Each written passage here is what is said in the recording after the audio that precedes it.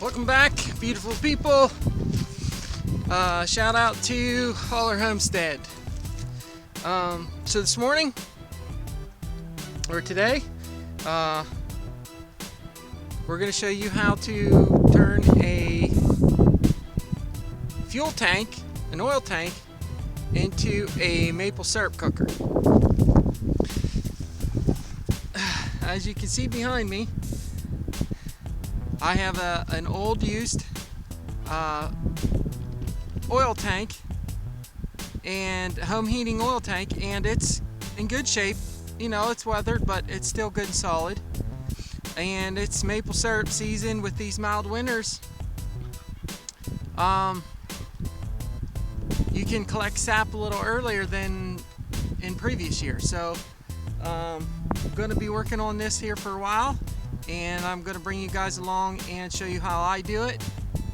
This is the bottom piece, or what will be the firebox. I have the boil pot or the evaporator top up in the garage right now. I'll take you up and show you it.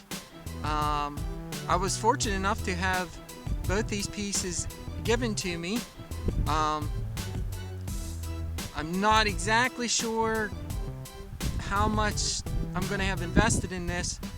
Shouldn't be a whole lot. I'm going to try and use mostly the stuff that I have around the house laying around that I've collected over the years.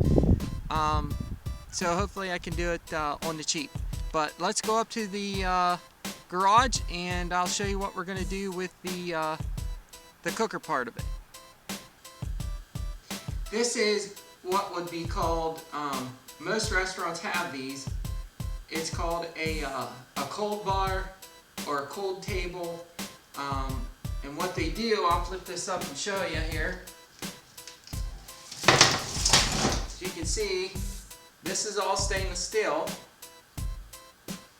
What they do is they set their trays of like lettuce, onions, tomatoes, stuff like that down in these.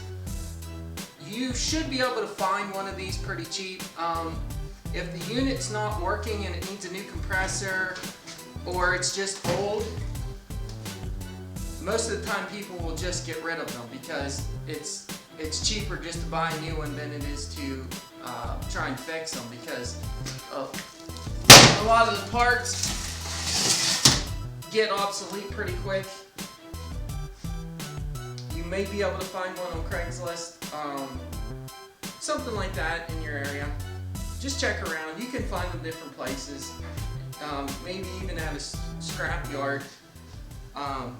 You know, you can find stuff like this. Maybe you can just find the top, or you can have one made, or you can order them online. I was actually looking at them this morning, and one this size was running about $400. They're not cheap. You're better off to try and find a scrap one and work it that way, or on Craigslist. So what I'm doing, I'm disassembling it. This is the top. I'll show you the bottom piece, the insulated piece that keeps this. All these tubes here are where the refrigerant goes through and keeps it cold. And then the bottom piece has insulation the whole way around it to hold the cold in, which I'm going to put the bottom box down inside the furnace to act kind of like a double boiler, so to speak, for the cooker part to get more even heat on it for evaporation. I'm going to take you over here and show you the bottom piece so you can see what it looks like. Okay, this is the bottom piece. And as you can see, this actually set down in here like this. That sat down in there like that.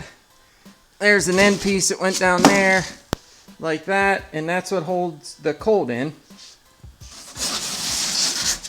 And obviously the styrofoam would burn if I put it down in the firebox, so I can't do that. I'm going to strip all this stuff out and use to put the syrup in. Stainless steel is recommended for cooking off syrup, or sap rather. You don't have to use it, but it's recommended, and don't ever use cast iron, because your syrup will taste like iron. I'm going to take this last piece of styrofoam out of here. I wanted to show you guys something real quick. There's the bottom of the metal pan.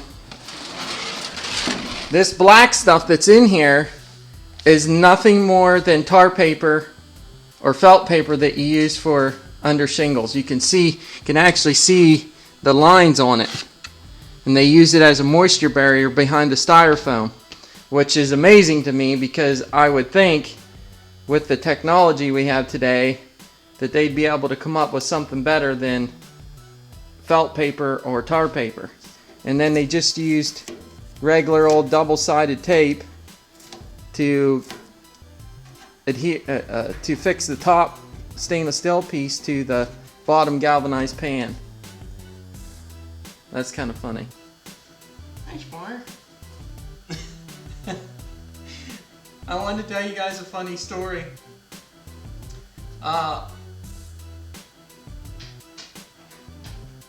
had been looking for my camera holder here for probably half an hour before I filmed this. I lose that thing all the time and it drives me crazy.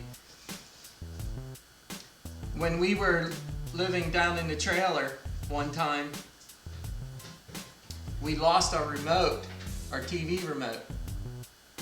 And we tore the house apart looking for that thing. You think we could find that cotton picking thing anywhere? We couldn't find it anywhere. And I don't know, a day or two went by, and I don't remember if it was my wife or I. One of us went and got the bag of potato chips. And here, the remote was in the bag of potato chips. I don't know. Life is crazy sometimes. You just gotta hang in there.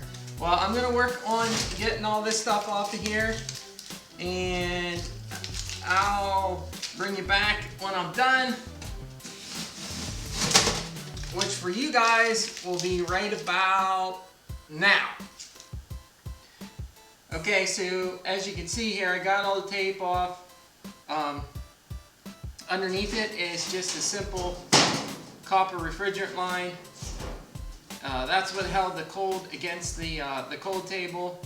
So now I'm gonna take all this copper out of here to getting the fuel tank done.